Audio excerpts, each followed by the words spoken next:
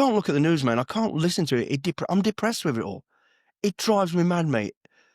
Knowing that these governmental people and these lawyers going after soldiers who allowed you to have the life you've got right now and go and do a job, and then you're coming after them for a situation and a scenario you will never understand. SAS men jumped back onto the balcony and stormed. After 6 days and almost 11 hours exactly, the siege is over.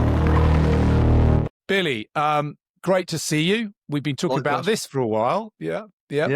I think it's safe to say that when we were in our 20s, the last thing you and I thought we'd be doing is being on a podcast together. That's a given. Maybe we were petrified of cameras back in the day, and now here we are. I was actually thinking I didn't even have a mobile phone. That was how. Anyway, I'm going to show my age now, but yeah, a long time ago. So I'm going to do an intro. I don't know if you really need an intro because I think everybody probably knows who you are.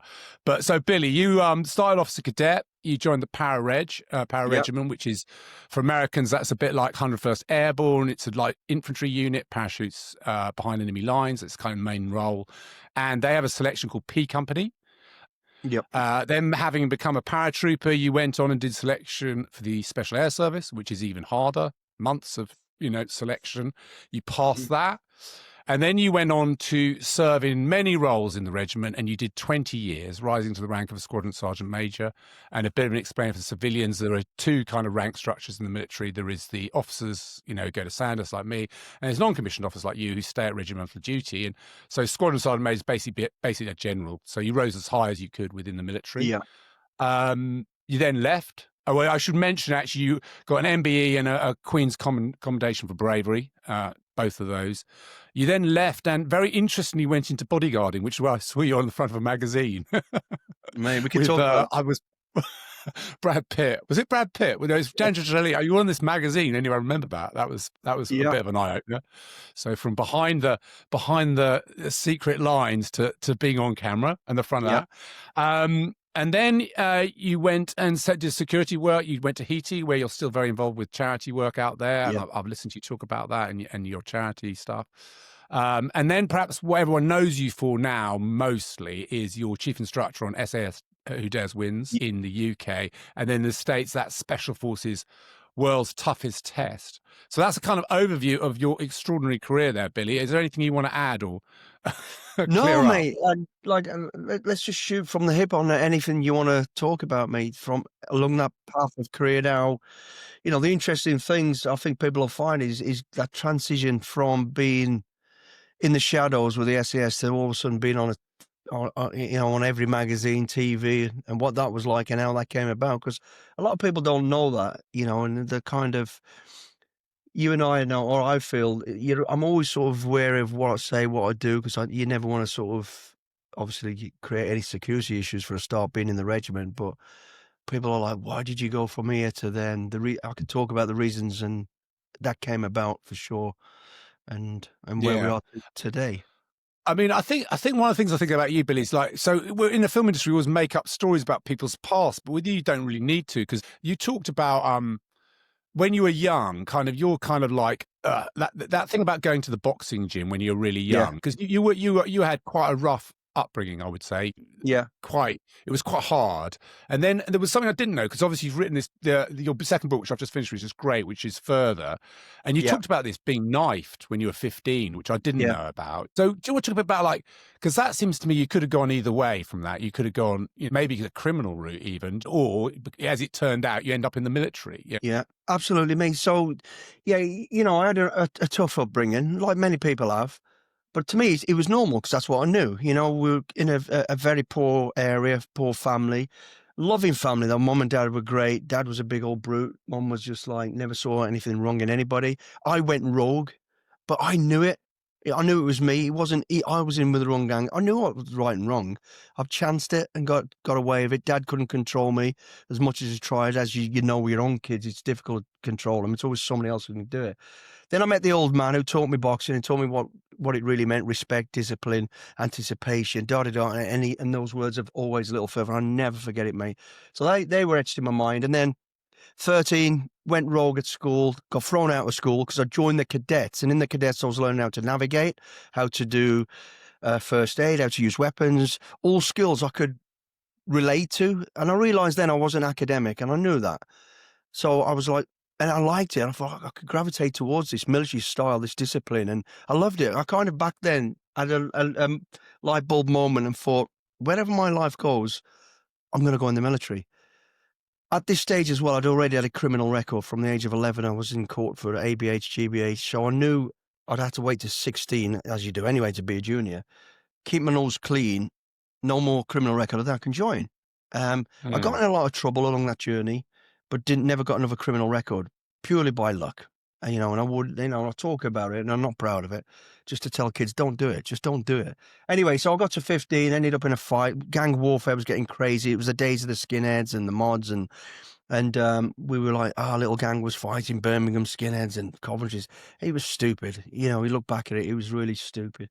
And then I ended up getting stabbed. And, I remember looking at my mum and dad's pain, not the pain I was in, looking at my mum and dad and thinking, what am I doing? They're crying and upset. And I was like, because I've been told that I probably wouldn't get through this. Yeah. I was like on death's door. And I remember that time, mate, lying there and thinking, what am I doing to myself? What am I doing to my family? I need to stop this. I need to change my life, change my direction. No one else's fault, purely mine. And I did. I kept my nose clean. I didn't go back to school. I ended up working in a factory, which was totally illegal, cash in hand, and recovered from the injury, and then got injured again in the factory, badly. Yeah. I fell into caustic soda, burnt all the skin off my legs. But I kept myself clean, stayed out of trouble, kept a low profile, applied to join the military just as the Falklands had finished. And I was still in the cadet at the time, recovering. And I'd applied to join the military. Didn't really know where I was going to go till I went to Sutton Coldfield, because at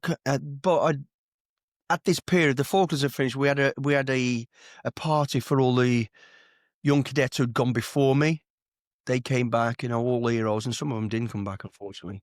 And the ones that did, I remember talking to them all and thinking, right, I talked to the Marines, I talked to the signals, medics, and there was a paratrooper there who'd been shot in the stomach twice on Mount London. And I was talking to him, and there was just something about him and what he was telling me about, and I thought, that's me, that's where I want to go.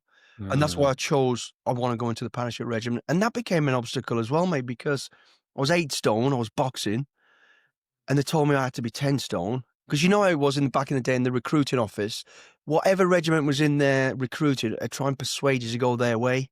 And this guy was going, you're going to the Guards, you're going to the Guards, because I was skinny. Yeah. Anyway, and I was adamant I'm going to the Para Regiment. Even when I got to Sutton Coldfield, the 3-day test, there was like, I don't know if it was that, you do a similar, different one because you go to Sandhurst, don't you? But you're all put in the big hallway for fitness. And then anybody going for the Para Regiment had to go to one side. And I went to go, and the guy goes, no, you're not going, you can't go because I went, fuck that. So I didn't mean to swear. Oh, no chance. So I got up and jumped in that group, and I knew I'd have to do something special to get a chance. So anyway, did the fitness, whatever it was, the test, beat everybody on the fitness. And the instructor goes, you have got some neck, because I told you. But he goes on the bed. Anyway, so he gave me the opportunity to go to Depot Para, and that's where I went from there, down to Depot Para. Yeah, and actually, I think now, because some of the guys I know from regiment, like, it's not uncommon, that background. It's something about that. A lot of the guys came from that sort of world. But then, you get into Para Regiment, right? So you're in there, and you do P Company. Now you're a Para, and then I think people would be interested, like the civilians, like, why go on selection? Because everybody knows that SAS selection is really, really tough. Like, did you have like a motivation? Had you always wanted to do it? Like, when did you hear about the regiment, and then why did you decide to go? Yeah, I think, mate, I'll tell you what, and I talk a lot about it in this new book. I never set my goals anywhere other than the next stage, like get out of Walsall to Aldershot, done it. Kind of happy with that, and made me feel good and give me motivation for what's next. Get through P Company.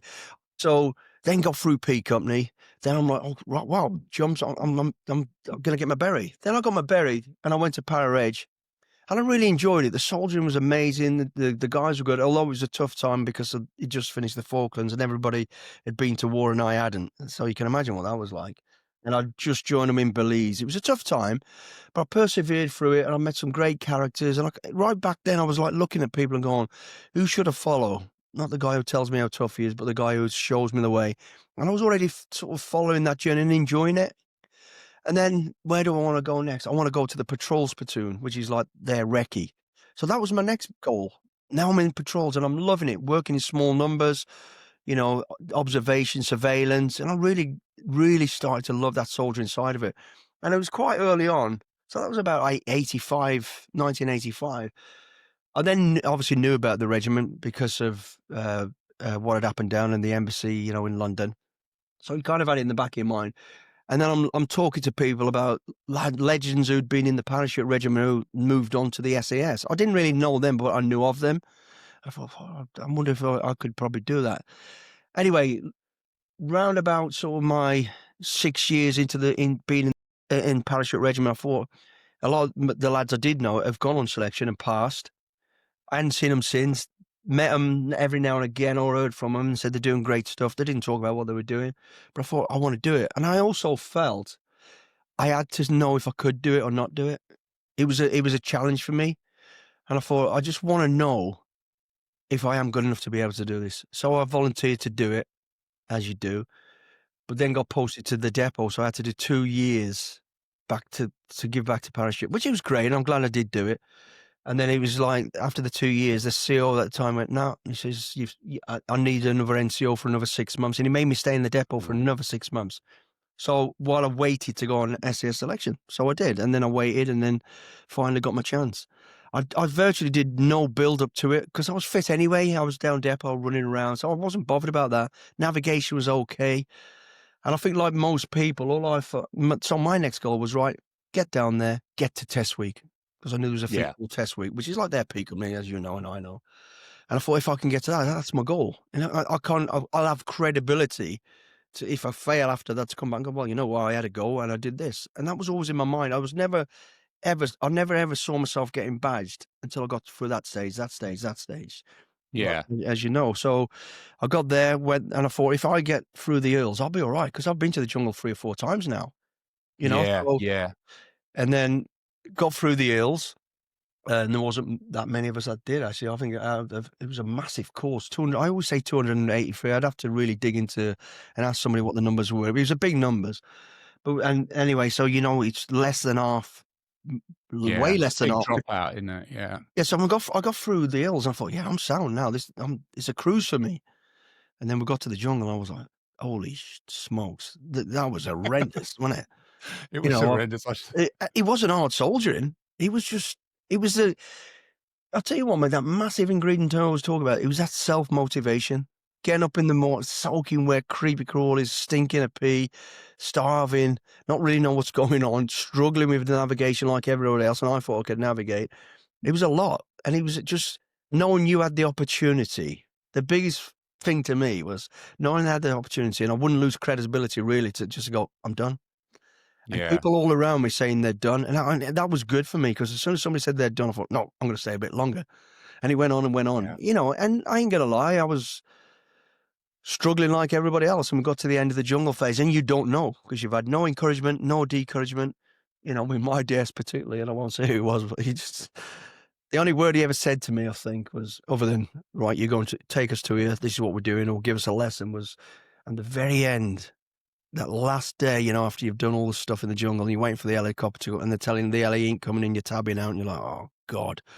And he looked at me, and this is as best a beard I can grow anyway.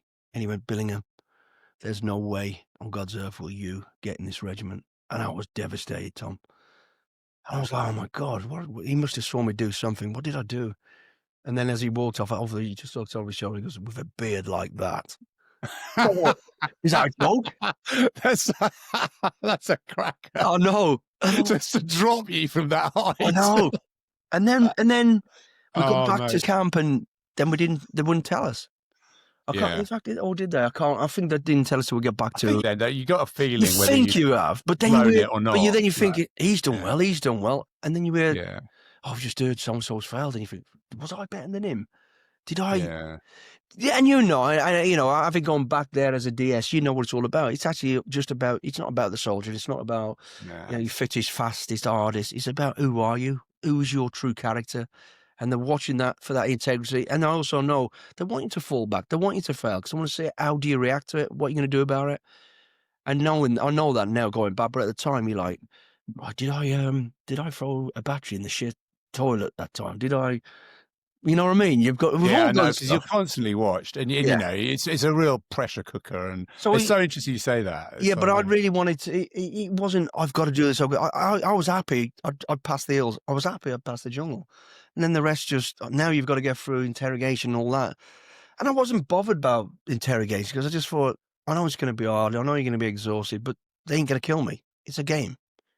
And when I remember doing it, I hated it. I just thought, this is horrible, but you just get through it, didn't you? And so, And you're fit, and you're so fit by then. It's yeah. like, you know, it's Oh, like yeah. you're like, that's the fittest I think I've ever been. But Yeah, so I yeah, was so just that's, I happy mean, to get to the end. but you've really lent into that with your kind of, you know, your TV stuff really Yeah. leans into all that, doesn't it? Because you've Sure. used all those, and like you say in your book further, like you've used all that stuff that you learn and developed over 20 years of it, and now you can see it all coming out on your shows, that ethos, Yeah. you know. And I That's love great. that. You know, it took me a while to adjust to the show, and we could talk about how and why we got into that if you want in a bit. But the thing I love about the show, mate, is this. I've got the experience, I've got the credentials to be able to push people and train people, and I really do want the best out of everybody, even if I don't like it. If you're turning up on this show, which we call a course, I'm gonna get. I don't. I'm. You know. I don't care where you've come from, what you are. You've turned up, and I want to because I've done it as a recruiting staff with the Paras, getting young kids through and seeing changing their lives. Because it happened to me. People have done it for me, so I loved it. Then there's the regiment as a DS on selection. So now I'm doing it, same sort of thing, but it's not SAS. Of course, it's not. But it's all that knowledge, all that experience, all those lessons learned, trials and tribulations I have, and it'd be a waste not to use. And I'm fortunate enough to do it on TV. The TV side of it was hard, obviously, because you're putting yourself on, and it's that title, SAS. And we all do. You're like, oh, it's hard to say it because we've done it, and there is and rightly so, there's a secrecy about it. And I'm always worried, what am I saying? What am I doing? I don't want to, but I'm jumping back and forth here. But the thing about the show is this, is I look at it and go, right, what is the relevance of the words SAS and this show? And I'll tell you what it is, mate. And it took me a little bit to get it, is I'm looking at these people who come on the show, same as I'd looked at people doing selection. I'm not bothered if you're big, strong, look good. What are you? Who are you? I don't say break them down. I'm peeling back to the vulnerability. Let's see who you really are. Let's see if you've got that self-motivation. Let's see if you can think outside the box when the chips are down. Let's see if you can get off your ass when it doesn't go great. So that ingredient alone, which is what we put into the show and what the show's really all about, is exactly the same as the regiment. So they're not going to be soldiers. They're never going to be in the SAS.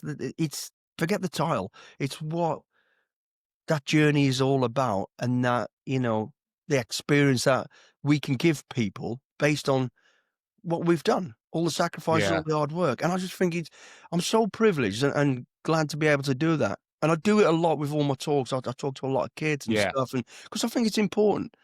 And I think we're missing a trick by not employing a lot of the veterans who've done 20 plus years or whatever, or around that time, because that's such knowledge and experience. We could be giving back to colleges and schools and kids. We should. You know, I'm not talking about the infantry.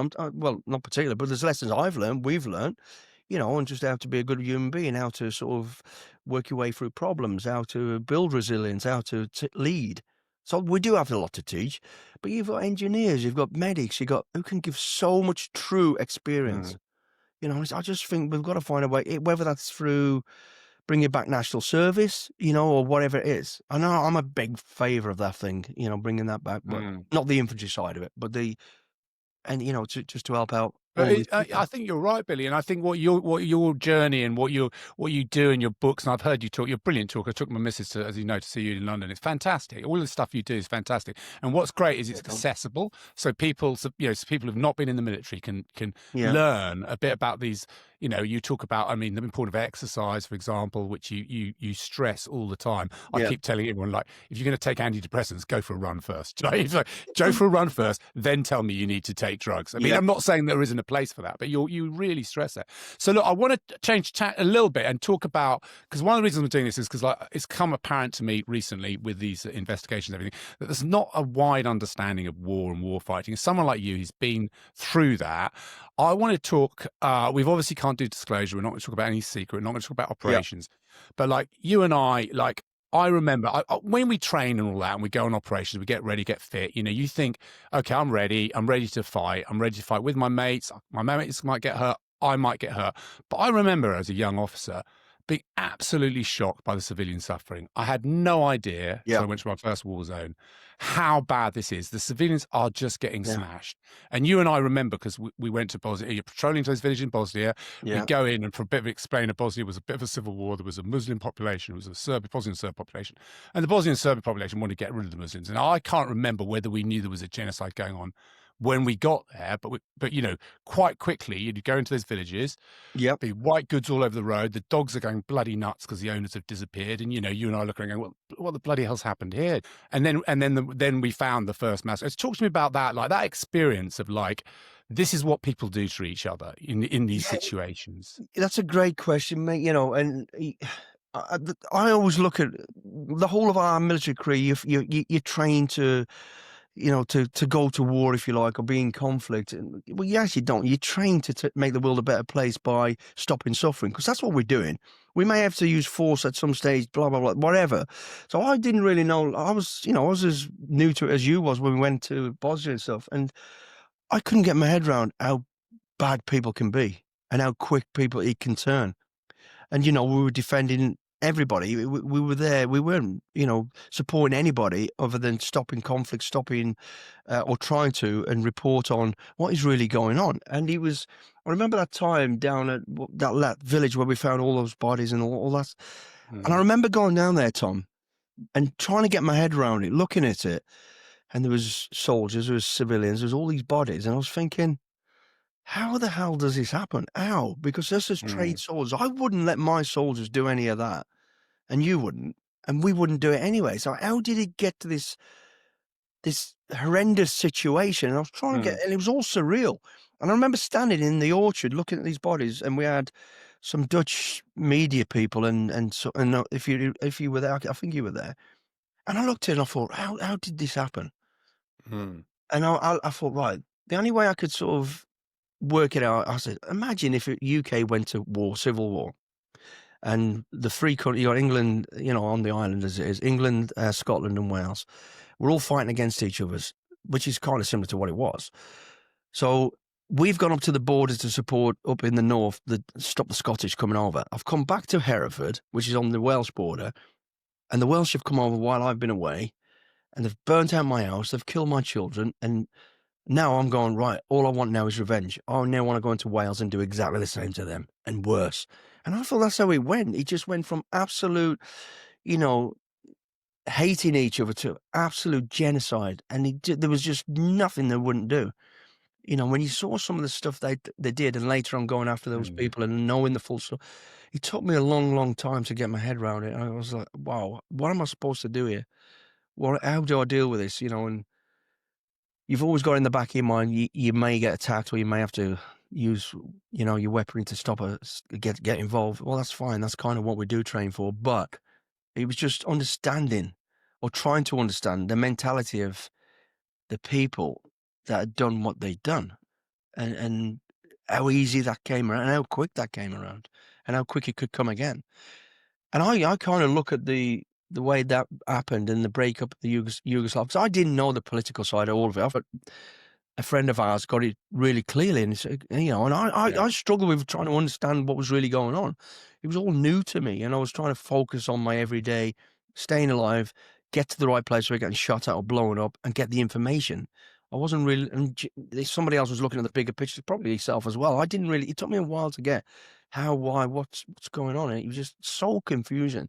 And then I always talk about, do you remember the situation with the red BMW? Were you there when we came? I think you were with Jay, because I know you talked about that, because we split into two teams, so I wasn't always with you in here. I still talk to, I know life's about, we all have different perceptions, you and I we can talk about one of the things we saw, and your perception of it will be slightly different to mine. Of course it will, because that's how I'm seeing it.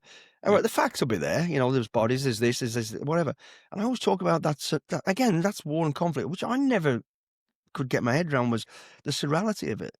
You got bodies everywhere, and then you got a bloke washing his car like it's a Sunday afternoon, and kids playing. And I'm like, am I seeing this? Is this really happening? And I always say to Jay, red BMW, and he goes, yeah.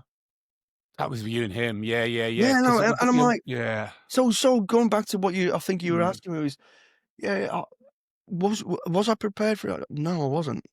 And then the next time you come to any of it, it's different again. There's something else.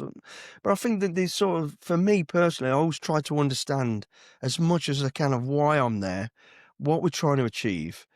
And it was always coming down to just stopping suffering. It doesn't matter even if these people hate you. It's always the civilians and the people who are caught up in that, that's the middle of it all, have nothing to do with it, that Yeah. really, really suffer. I kind of accept in some respects that soldiers were going to die. You're going to get injured. But when I saw some of the sort of atrocities that had happened to some of these soldiers as well, I was like, I couldn't imagine me allowing, or you allowing the blokes to do it. And the blokes wouldn't do it. I didn't understand how these got to and the only way I could sort of figure it out, or try and make it work, is, well, as I just described, England, Scotland, Wales, all going to Wales, and you just become so enraged and lose all controls to go off and just create mayhem. And but the scary thing of how quick it happened, and it happened, and it could happen again, and probably, well, it is. That's the thing. I think we see it now with all of it. You can look at Ireland. You can look at, you can look at what's going on in Yeah. Ukraine now, where they've got the same thing, where they've got, ethnic divisions of these. We can't fix. I think the thing about that is, we can't fix it. And this is your role really. Is what you can do is deal with the nutters. You can go after the nutters because cut out the cancer. Try and cut out as much of the cancer as you can, because you're right. You won't stop it all. You just can do your best you can. And as hard and crazy it is, and the sacrifices you do, and as you know, people, I don't care if they like me or not like me. I'm there to stop and do as best we can. And we did. I believe we did. And every operation thereafter I did. But the thing about this is, I don't think people, because I read all this stuff that's going on in the press, and I read all this stuff in these investigations, I don't think people really get there are people who are willing to do unspeakable things, Billy. And I remember, like, we're not telling secrets, but we did a prisoner exchange, so we finally got face to face with some of the Bosnian Serbs, and they were just scared. That was that place where the cow trod on a mine, and I remember us hanging around, and then they turned up, and this was after the airstrikes. They were just scared. They were just bullies. Do you know what I mean? They were bullies. When the tables were turned and they were getting whacked, they did not like it. No, they did not like it one little bit. No. Okay, so brings me on to, like, maybe we can't really talk about too much about Ireland stuff, but let's talk a little bit about, because I did a podcast, with one of the former CEOs, a mate of ours, Richard, and what's your opinion on all these investigations? So we've got so many going on at the moment. Do you know what I mean? It seems like it's endless. Afghanistan, this stuff about Ireland, like. I feel we've really been let down. I feel embarrassed, and I feel like, am I stupid to have, gone and do the work we've been asked to do by these people who are not protecting us? Why didn't I see through this, read into the future and think, well, maybe this is the route we'll go. Are we really doing the right thing? I've always believed everything we do is the right thing. We're not. I hate when people go, yeah, you're just soldiers, you follow orders. No, we don't. We do our due diligence to go, hang on, is this morally right? Are we doing the right things? And we'll do as much as we can to, like I say, stop suffering and do the right thing at a massive sacrifice, which is us. And then to find that, like, now, and I can't look at the news, man. I can't listen to it. I'm depressed with it all. It drives me mad, mate. Knowing that these governmental people and these lawyers going after soldiers who allowed you to have the life you've got right now and go and do a job, and then you're coming after them for a situation and a scenario you will never understand. We can't paint the picture. You can talk about it like we are. People go, oh, I didn't realise that. But then they forget about it 2 seconds later. They don't see the fear. They don't see the dangers. They don't see the sacrifices we've given away from our families on our own, not knowing if we're going to come back, not getting paid well, not being supported well, not having all the right equipment, but doing the best we can. Which takes me back to what we just talked about. I have never seen any of our soldiers going there to kill people because they can. Never, ever, ever. And I know it's not happening now. Those scenarios, I can't really talk about them. Well, you can't, because we weren't there. And they weren't there when I was there and when you were there.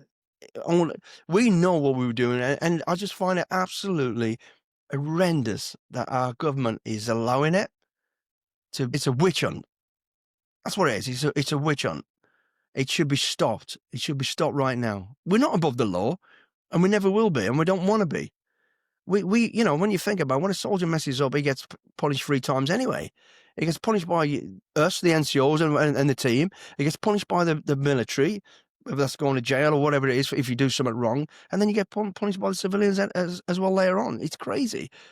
You know, we're there to do a job. We try to do it the best we can. We think we've got the support and it's showing right now we didn't have the support. I look back at it now. It was in power when we were around. And I went, I'd start to think now. You had hidden agendas. That you had other things in your mind that was not supporting us and not really being true to us. You know, but we have to go with what we have to trust somebody, and we trusted these people. Now look what they're doing. I feel they're really selling us up the river, mate. It's awful. It aggravates me, and I feel guilty that I can't. I feel, can we do something about it? What should we be doing? I feel like our hands are tied. You know, you and I are probably thinking exactly the same. I know Richard, as you spoke very clearly. And it's just sad. You'll never see anybody out of that government, MPs or whatever, stood in court going, yeah, we sent them and this is why we sent them. Not one of them. Yeah. All moved on to greener pastures and just turned their back on us. And it's sad. And it's a massive struggle. You're thinking, you start questioning yourself even more, going, did I do something wrong? What have I done? Should I not have been there? Should have? Well, we were sent there, and we went with the knowledge and intelligence from the government level downwards. Of course, we do as much as we can to mitigate risks and problems and do our due diligence, but there's only so much you can do. You've got to trust somebody, and we trusted them, and now they're not trusting us. It's sad. It breaks my heart, mate. It really does. And you know, some of the older guys, and I know that's the last thing they want to be doing, mate. We've all got our own stuff we have to live with and deal with, and you know, and then on top of that, our own people coming after us. You kind of it's you know what it reminds me of. You know, when you go to, like, America's particularly good at this. When you go through customs in America, you feel like a criminal. You feel, you're on edge. You think, oh, I've got to say the right thing. I've got to do the right thing. It feels like that. It feels like you're going through customs every second of your life now, because you don't know who's going to say what or what you're going to be accused of, and you don't feel you've got any support to help you. It's sad. It's a sad state of affairs. That was Richard's point, was that basically that you know, you've done a debrief, and that's now being used in court against you. Like you were doing a job, you know, you were sent there to do a job by your government. You did the best you could, you know. Yeah. But I think what you can, you know, we can't talk about specifics, but like you can talk about the ethos of it. You know, in our day, wouldn't have happened. Like, No. but at the same time, you are dealing with people who are, you know, nutters. Some of these people, like we talked about, they just want to go out and harm. And I think the thing that I find difficult about it is the way they're analysing all this stuff. And you did 20 years, Billy, of it, like, you know, all of it, like those drills, going time and time again, doing it professionally, doing it right. But the decisions you're making are so fast. How the hell are you supposed to analyse? I mean, what do you think, Billy? Like, you're going into the rooms, you're doing close quarter battle drills. Like, what do you think? They're now going to break that down. You know me. I talk again. I use this in the book in the simplest terms. Is, you and I know we train hard, we repeat. So we've got muscle memory on everything with our drills, our skills, our quick decision making, because we know whenever we go into a room or a situation, it's going to be different. We've got to have some wiggle room and space in our head and our mind to make that split-second decision, and try and have enough focus to deal with it and do the right thing. So everything else, your weapon handling, where your weapon is, where your sights are, where everything's going, you've got all that covered. But then you go into a situation because what the real hardship is going into any scenario is the unexpected. You know people are in there trying to kill you, but you've got to go in and try and stop this, and still got the sacrifices there. You've got to mitigate the risk as best you can, but there's always a massive risk. So that's always in your mind, and you kind of put all that to the side. Again, I'm focused. I've got to make that split decision. Going into that room with bangs, with rounds going off, with smoke, with screaming, with shouting, glass breaking, water spraying, electric fucking burning, all those problems. And I've got to make that split decision of, how do I deal with what's in front of me?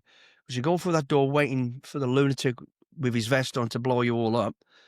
And then all of a sudden there's a woman and a child. And you've got to quickly go from super aggressive to super calm to what next and how next. It's hard to replicate and talk about what it is, but that's what it is. It's having enough energy and enough sort of spacing in mind because you've done all these drills over and over and over. You know how each of us, to a degree, is going to react. It's for that moment of the unexpected, because they're the ones where we're at now, where he shot the guy, and now we're being dragged over the court. His weapon wasn't in his hand, or his weapon wasn't pointing at you. You're like, hang on a minute. You know, it's just, it's crazy. It's just wild. And you're doing it I know that I was fortunate or unfortunate to be on a lot of operations, and not any two are the same. You know, I remember going into a situation, really aggressive situation, and these people are throwing grenades off the roofs at us, they're firing at us, and we're trying to get in there because we know there's innocent people in the building. And what did they do? They let their own people out, women and children, their own, and still started throwing grenades amongst them at us. And I thought, what barbaric, how did we deal with it? That was a real challenge, you know? So we're now risking our lives to save what we could of their lives and take these bad people down. And it's scenarios like that, you can't replicate, you can't explain that in a court of law, you can't, because, you know, I've just simplified, but you can imagine all the chaos going around there, the screaming, the shouting, helicopters above, people shooting at you from all angles, grenades being thrown, you can't even see where it's going. You're just in the hands of the gods, and you're just saying to yourself, I've got to get this done as quickly as possible just to, you know, save myself and save as many people as you can. And that's what the scenarios really were. It was just mad. And I remember stepping into a room and seeing the person's face smiling at me because he thought he got me, you know, 2 meters from me. And how he didn't get me anyway, I don't know. But, you know, I don't have bad dreams about it, but I do think about that a lot. And it's those scenarios you can't repaint, and yeah, it's hard. It's tough. I mean, yeah. I mean, I feel for all the guys. Some of the guys, I like, do, mate. they're dragging back over 30 years ago. It's like nonsense. And also, I think about the operators now. What are they going to think? So I've got to go and do this thing, and am I going to be thinking? So I'd go and do this job, and 30 years in the future, a lawyer, you know, have I got to be an expert on the European courts of human rights and all the stuff that they could throw at me with a gun in my hand while I'm trying to sort this out? Yeah, it puts that massive element there, and the will not to do it anymore. I talk to quite a few young lads, and they're like, I don't know if it's for me anymore. This is not, you know, because they're seeing right now.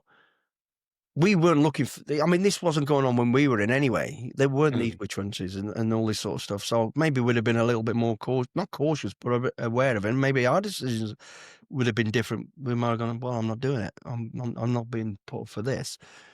And I think that's where the young, and it's scary because they're, you know, I'm talking about the army in general and our special forces are like, hey, hang on a minute. Am I going to get dragged over the cold and used as a scapegoat later on down the line?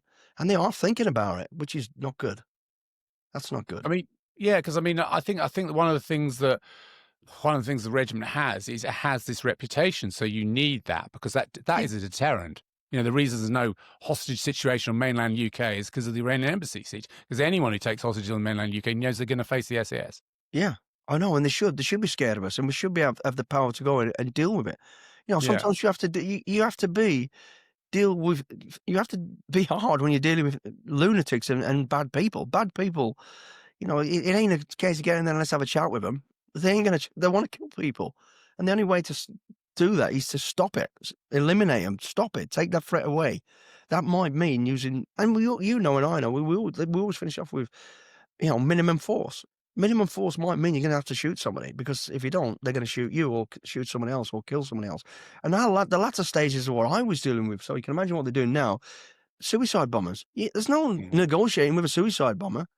They've already decided they're going to become a martyr and they're going to take you with them. They're going to take you out and anybody else. They've got no regards for anything other than this crazy ideology that they believe in. And that's what we were dealing with. Absolute lunatics. And it's scary because, you know, they only have to get lucky once. You have to be lucky every second of your life that you're up against this stuff. You know, and you're going to get to the stage where people ain't going to want to go in and do it. And then we're going to have a real problem. Yeah. And that's what I'm worried about. That's what we're creating. The guys are going to be, not for me. You know, military and the police, they're like, I'm not doing this. If we're not getting looked after and supported, and listen, if you release that dog of war is going to bite somebody. And we need that dog of war. because these people are not. There's no negotiating. There's no. Let's sit down and talk about his childhood. They're not interested in all that psychology stuff. They're absolute lunatics, mad ideology, and they just want to kill people. I mean, And that's the thing, is that I don't think, and this is what I saw reading The Coroners Inquiry, and it's coming out now, is like, I don't think people understand the nature of that. That, you know, I got a mate, actually, after last, I was reading this because I thought this was quite good. A mate of mine, he was a regular, but he said, I deployed to Tyrone in December in 1992, yeah, and Para were terrified of the SAS. They have brought them to the negotiating table. And then you look at what happened in Afghanistan. The reason the SAS went back in, and this is no criticism of the regular army. The regular army has a different job, has to go out patrolling, has to deal with the civilian population, has to do its job, right? SAS come because we have to deal with the nutters. You, Billy, you go in there to deal with the nutters. That is the role you do. Yeah, we do the job that no one else wants to do. No one wants to do it. We will do it, you know, but we expect to be taken care of and looked after and protected, and let us do it, you know. But I you know, it feels like we're going to lose that capability of people that want to do it because of what's going on, the aftermath, and the truth. The people are seeing now that actually these people don't. It's not they don't trust us. They want us to do the job, but then they're going to sail us down the river. All they care about is themselves and what comes next for them, and that's how it is, and that's how people are reacting now. But yeah, we go in and do the job that no one else wants to do. You know, when you get told there's a bloke in there, he's going to blow you to pieces if you don't get the drop on him first. But if you don't do it, then he's going to kill about 50 civilians. So you're going to save a bunch of civilians you don't even know. We're still going to do it because it's the right thing to do to stop the suffering. You know, we've gone in there and saved hundreds and hundreds of thousands indirectly of people who actually don't hate us. And they'll never know why the commitment we've made and what we've done. But we're there to do that, and we're losing that. Well, that's it. They gave the people who hate us the tool to get back, which was called lawfare. That's the tool.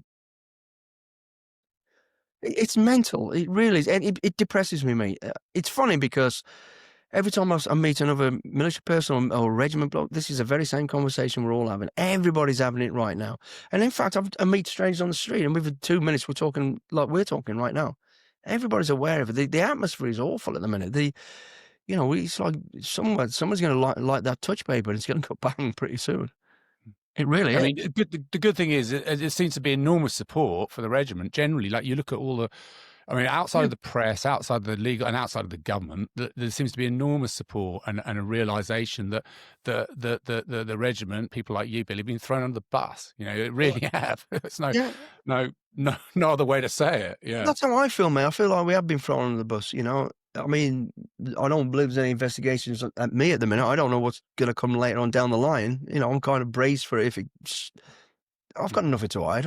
I did a job, and I'm happy with everything. I sleep sound at night, just like all the lads did. But they thought they were sleeping sound at night until this nonsense comes out. And you're asking somebody to talk about a situation that happened 30 years ago. You know, you're older now, and things have changed. Your perspective on life's changed, and the world's changed.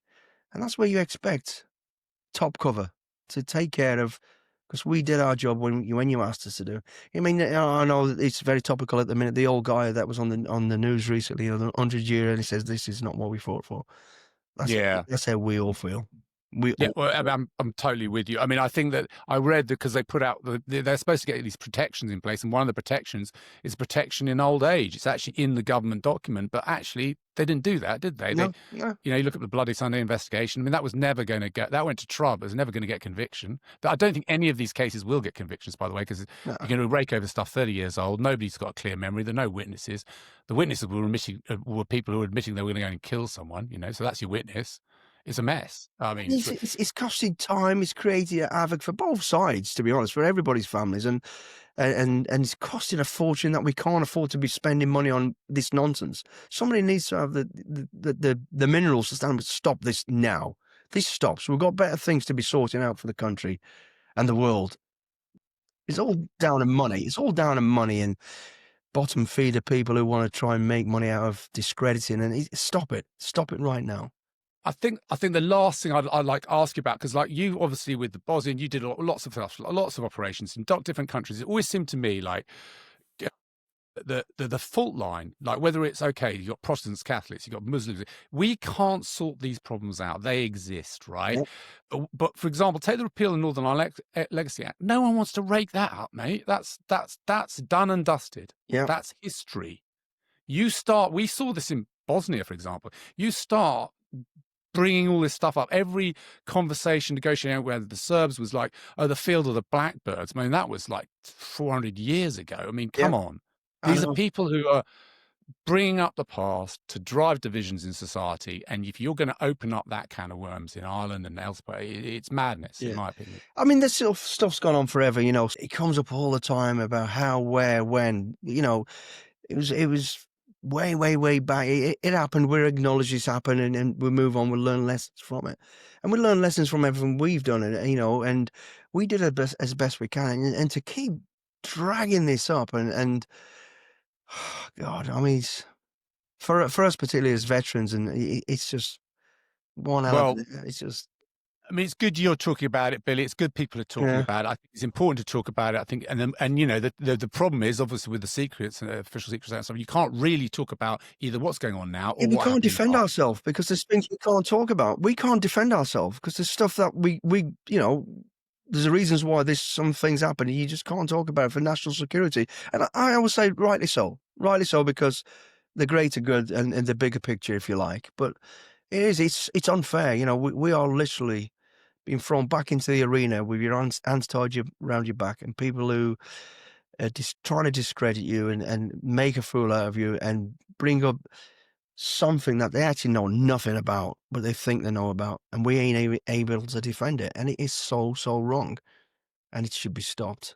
Yeah, I mean, I completely agree with you, Billy. Well, look, we talked about that, so we've done that. So we can do some more cheerful stuff. So talk to me about, because I love the story. I love your book, by the way. It's brilliant. This one, I'm going to hold it up. Look, here's Billy's book. We'll put it in the show notes further. Get that. But talk to me about that, because you went into basically the film industry. Well, the film industry, the bodyguard world of just talk to me a little, because that's such an interesting transition from that world, which is secret and hard work, relentless pace of operations, the stuff you did, and then you go into this completely. It must have been like you walk through like a glass wall or something. Like, what did you think, mate? I'll tell you what it was. You leave the military. I was about to leave. I thought, I've done, and I did a bit of moonlighting, like we all did. We'd try a bit of this. It's generally security based stuff, and I ended up while I was still serving, doing a little weekend job. I really shouldn't have done, and he was with Tom Cruise. And I was out there and I was like, I mean, I'm not, the celebrity thing doesn't bother me. I've got a job to do. But what did bother me is the limelight. Now all of a sudden, and particularly then, because I was moonlighting, how the hell do I? So I was trying to hide my face. It was hard. It was difficult. But I found the job easy. Long hours. I say easy. It was hard, but we had all the skill sets. All we had to do is tone it down to what fitted this new client. We've done all this stuff, risk assessments, planning, organising, everything. Easy to us. Doing a fag packet on the move, and it actually was quite enjoyable, and it was paying well. So I kind of dipped my toe in the water, moonlighting, and actually Richard found out because he was a CO. He told me later on. So I was like contemplating, I've got to leave, and I need a job. I've got to have a job. What do I do? And most blokes are going back onto the circuit out in Iraq, and I thought I don't want to really be out in places like that without support, and we've done all that sort of stuff. And I moonlighted, and then I was about to get out, and Brad and Angelina, through another regiment guy who was running all the security, and still is actually a great friend of ours, said, "Look, mate, you did that little moonlighting thing for me. The clients loved you. These are interested in you, Brad and Angelina." I went, "Okay, let's have a look at it." And I went out there and spent a couple of weeks with them, just organising. And again, it was really daunting because all of a sudden there's cameras, but it took me I thought, I've got to embrace this because I've got to work. How do I get around it? And I use like 1 foot in the water, 1 foot out of the water, trying to hide from these cameras, and it was daft. I always say it, but daft as it sounds, somebody's pointing a camera. I thought, I wish that was an AK-47. I'll be ready for that. We could deal with that shit. It was, and I didn't know where it was going. And they were building this profile of me being with Brad and Angelina. And I was Scottish. I was 35, which some of it I like because it made me younger. He's CIA, he's FBI. And, there's all these speculation. All this stuff was growing. And every night I used to have to go on when they were asleep, going, just Gerald, see what was up on the internet. Think, I don't need my face up there. I don't want all this sort of stuff, you know. It was really weird. And then I thought, I've just got to get on with it. I've got to get used to it. And I never said I was SAS until a point, and that was a next awkward thing. So I'm bodyguarding. You know, I've been with these a few months now, and I was down at Cannes Film Festival, and everybody's there. Every film star you can imagine, male and female, and all the directors and all the bodyguards. And I'm reading now, everybody, all these bodyguards are all in the SAS, and I'm looking at them going, I don't fucking recognise any of these people. And it came to light, they'd all been saying, like they do, we've met them. And I thought, you know, I don't care about somebody saying something to get a better job and look after, but they were really smashing our reputation. Mhm. And then and I'm like, I'm there with these people, really uncomfortable. I had a situation where some guy let a door go in my face, and I was like, and apparently he's in the SAS, and I was like, nah, mate, you know, fucking SAS. And I was like, so now I'm trying to get used to being in front of a camera, trying to make a living without being too high profile. And then on top of that, everybody's in the SAS but me. And I was like, I'm the only one that is. And a situation happened, and one of these bodyguards got fired. And my clients, Brandon, and them was talking about, yeah, these SAS guys, don't hire them. They're clowns or this. And I'm like, ugh. And then it came to line. Somebody goes, yeah, these are all SAS, and he's not. I went, no, hang on, mate. You're not SAS. You're not. And I called it out. I was, yeah, I am SAS, so I can say it. And and I had to defend our reputation. And you know, people like yourselves, like us, who've got the skills, couldn't get jobs because they wouldn't hire anybody because of these clowns. So I had to say that, and then deal with that. And it just went on from there, you know. So now I'm in the limelight. I'm on the red carpet. I'm in books. I'm in magazines. There's articles everywhere with these people. And I just had to embrace it. So I did. I thought, this is where I am. This is where I am in my life. The regiment doesn't pay my wages anymore. I've got to be able to mitigate talking as much as I can about the regiment, but I have to do it. I had to admit who I was and try and clear that mess up with all what was going on there. So, and that's where it went, and so on and so forth. And Yeah, then, because I think it's interesting you say that, because like one of the things you talked about actually was I think it might be in your last book, was the idea that because these guys who, you know, work out a lot, you know, take a lot of steroids. oh mate, We've all met them, but like the fact you would say, like, you know, if I'm rolling around on the floor because I've had a fight because I'm protecting, then I ain't doing my job, am I? you're not doing your job. So it's your, like, the good thing about you is like you're communicating that this is not what it's about. Like the greatest victory is not to get into the fight. Do you know what I mean? Not to do that. It's anticipating, be one step ahead of it.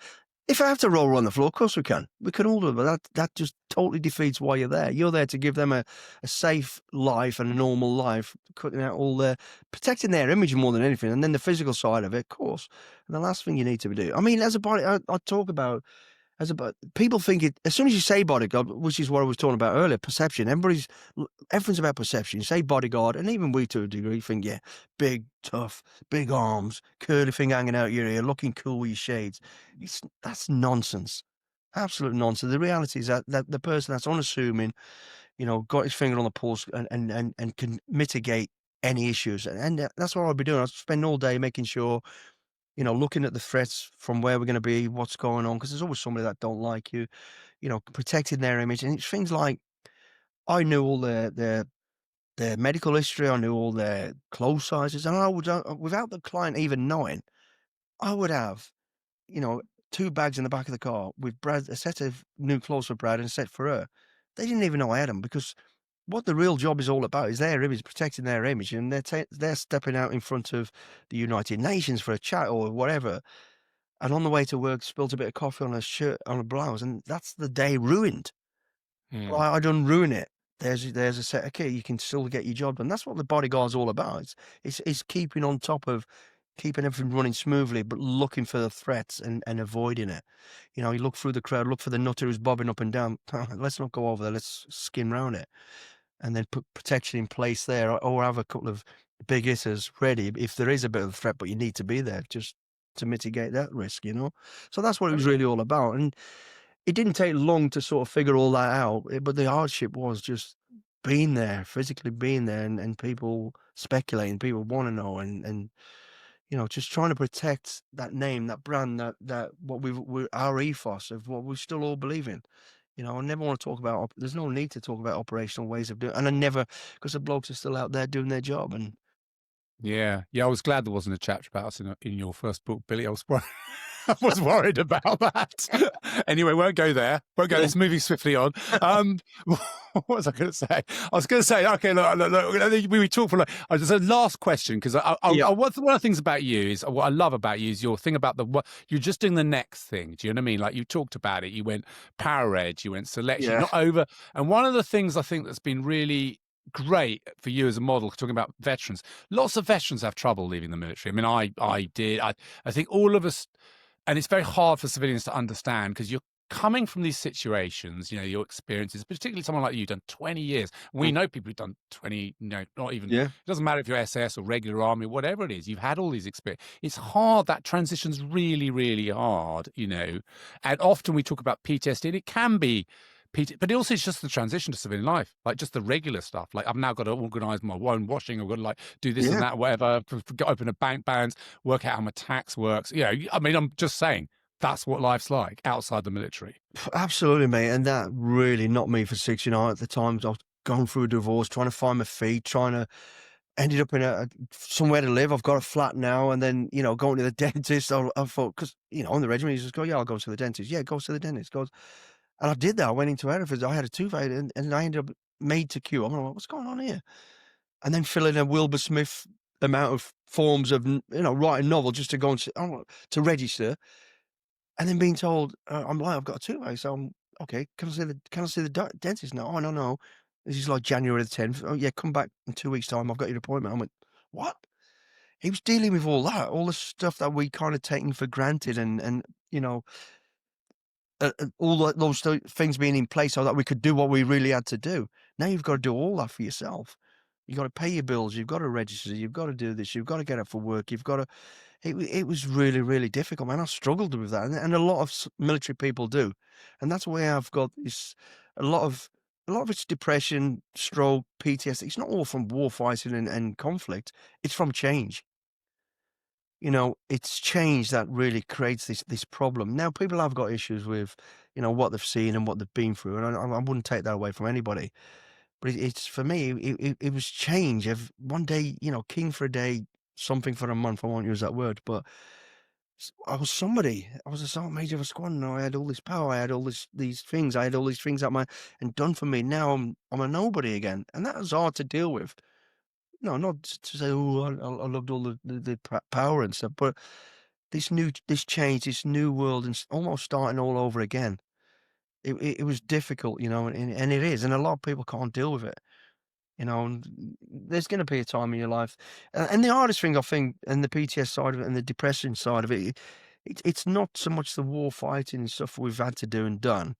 It's the things like what's going on now, hearing about not being looked after, not being supported where we think we were going to be. That's what hurts and creates depression and misery for people like us. And financially dealing with things, you know, we weren't paid great at the regiment, and you're not guaranteed a job when you leave, and you're not guaranteed a big wage. It's hard to make a living, particularly now, and relationships. Big thing for us, as you know, we've been away all those years, and it always seems to, as you get to the latter part of your career, is when it really falls apart, and then you step out with a broken marriage and kids and this and that, or whatever it might be. It's all that creates all this PTSD and problems. And I never believed in PTSD anyway, to be honest, because I'd been through seeing a lot more, and I thought, well, why me? But then I did realize, actually, after an incident with one of our friends, as you know, breaking down one night and crying, holding me and crying, I was like, how the hell do I deal with this? And then listening to him and going, you know what, it is real. We all deal with things differently, you know, and I have my moments, I have my ups and downs, and I think I found ways to deal with it. But yeah, it is a big issue, and I think it's a massive issue now. Some of those people that we're talking about that have been in investigation, who are tough guys that I know, are great leaders and looked up to, is an absolutely bitter, mate, mentally destroyed because of what's going on right now. Going through the, you know, working this, and then on top of that, thinking the only thing is we're protected because I'm now being hounded by, which is going back around to what we talked about earlier. So it is an issue. It is a big issue, and you see the lads, the older guys in town on a Tuesday afternoon in a bar drinking and trying to drink the way out of it. You think, this is sad. This is wrong. you know? Yeah, I mean, I think you're right. I mean, the whole thing is you've given your whole life to this, Yeah. and so these guys, I mean, you're incredibly successful, Billy, but there's a lot of people who are not. Like No, no. just because you've been in the SAS or any part of the army, you come out after 20, 25 years, whatever you've done, right? It's free fall, isn't it? It's free Yeah, fall, and we've got a veterans minister. We're supposed to be getting some sort of system instead of which, as I said, everyone's getting thrown under the bus, right? These are people who serve their country. You know, yeah. They they're in gave their late 50s. they gave their lives. They are now dying internally. You know, they're mentally and physically, we're getting older. We're falling apart, so we're not capable of getting certain jobs. We're really thrown on the scrap heap, and that's how we feel. There's nobody really looking after us. There's no, we're not saying the veterans should all be paid like superstars and given everything. You know, but we should be definitely, there should be a much better system. People protecting us, stopping all this nonsense, as we already talked. And actually, our medical system, we need better medical system. We need, some sort of, seeing veterans on the street just breaks my heart, man. I just saw, there was a guy yesterday up in Colchester, in a military town. I'm like, what the hell's going on?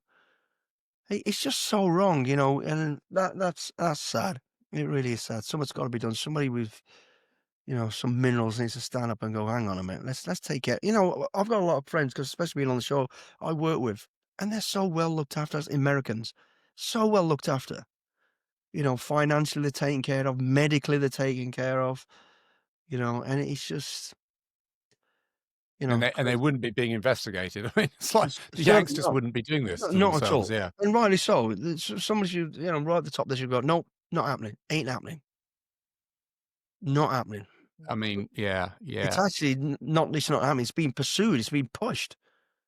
It's like we've got massive issues with the borders and all, and the inflation and everything else going on, but yeah, you're spending so much energy and time on and hounding people who've literally given their life just because 'cause they're not actually buried under the ground. They gave their life, because their lives are in tatters right now, and their families' lives, who dedicated all that and, give everything to create a better world, because that's what we try and do for everybody, not just for us.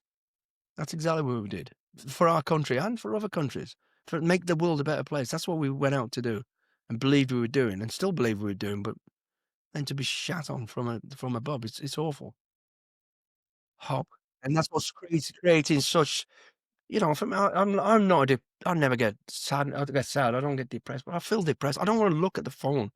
I don't want to look at the media. I don't want to listen to the nonsense on the news, because it's absolute nonsense. You just feel so let down and so betrayed. It's awful. Sad. Really sad. We're there we try our hardest to look after each other, and it's quite funny because last night I was raising money for a charity, a military charity. I've got about 5, I think, but that's what I seem to be doing a lot of. But I enjoy doing that, but it just feels the only people helping soldiers is soldiers. That's how it feels. And we've got nothing anyway. We give half of our nothing to help somebody with less than us. Nothing from above. You're scared to say half the time you're military, which is ridiculous. You know, slightly off tangent. It's just weird as well that I don't know what's in the school curriculum anymore, whether we do talk about the history and all that sort of, but we should. So I was on the road, and I love to pay that one. I feel it's crazy. It's only one day, but Remembrance Day, which was obviously last Sunday, and I was up in Stockport, and I was on the road because I've just finished my tour. And I thought, I don't care. I've got to go to this. I'll find where the cenotaph is in Stockport. I'm going. So I got up that morning. I didn't get into bed till about 1:30, so I was up about 5, trained a little bit, and then got ready, and I went. There's a young teenager, say teenage to early 20s couple, young kids working in the hotel. I says, "Where's the cenotaph?" And they looked at me, looked at each other, and went, "What's the cenotaph?" I went, "Right." I says, "Forget it." I says, "Where's the remembrance parade today?" And I swear to you, he went, "What do you mean, remembrance? What?" I went, "Mate, is there a march in town today?" He went, "Oh yeah, there is a march today about at 9 o'clock down." I went, "Right, that'll do me. Cheers." And I just got so angry and walked out. For what the hell? But then I thought, it's not their fault. It's whether it's not in the education system or parenting. We should remember why we're doing this and what. And and I do. I find myself getting fucking agitated and angry, being on the train and walking around no one wears poppies anymore. Nobody seems to want to, just pay a little bit of respect. It's just one thing, just a minute silence. And just Yeah, I mean, remember why we are here and what we're doing. And it's heartbreaking, mate. That's all. yeah, it is. And it's been politicized, all that. I mean, Billy, Yeah. this has been, we've done an hour's talking, mate, I believe it or not. So that's been fantastic We haven't stuff. I seen mean, I each can't other believe for 30 odd years, have we? we got through some material there.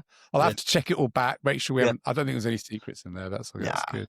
Well, look, Billy, this has been fantastic. I mean, I really admire everything you're doing. I think you're a great, And likewise, mate. great advocate, great advocate for the regiment and everything, like and the stuff you do on TV and your talking and the charity and the book. We'll put the book in the show notes to read Billy's book because it's excellent. And is there anything last thing you want to say? Anything you want to finish on? Anything you want to add? No, mate. I'm glad people like you are actually bringing great topics up, current affairs, and we've built and the history. So thank God you're doing it, because I think we need to get some messages out there and let people know. Look, let's all. We've got to rebuild community, basically. And your voice and our voice is exactly what's going to do that, because that's what we need: community, looking after each other, and hopefully the powers to be up there will go, actually, let's do something and support the veterans and stuff, because it's very close to our hearts, isn't it? But no, that's it really, mate. But it's just been a pleasure to talk to you, Tom. I hope that's not been too down and dumpy, but no, it's serious stuff, mate. It's serious stuff, Billy, and I'm really glad we got this together and we've done it, and that's good. So yeah, Billy Billingham, ladies and gentlemen, the legend that is Billy. Okay, mate. Have a good day. And you, pal. Cheers, Tom.